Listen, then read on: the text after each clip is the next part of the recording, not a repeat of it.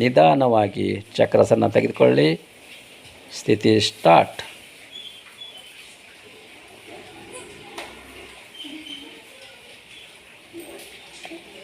One 2 3 4 5 6 7 8 9 10 11.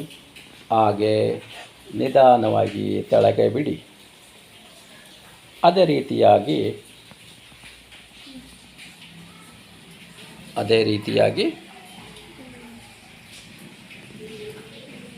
ತಪ್ಪ ಮಲ್ಕೊಳ್ರಿ. Dhanurasana. Take position. Dhanurasana. Stretch up. ಇದು ಧನುರಾಸನ ಅನ್ನಂಗಿಲ್ಲ,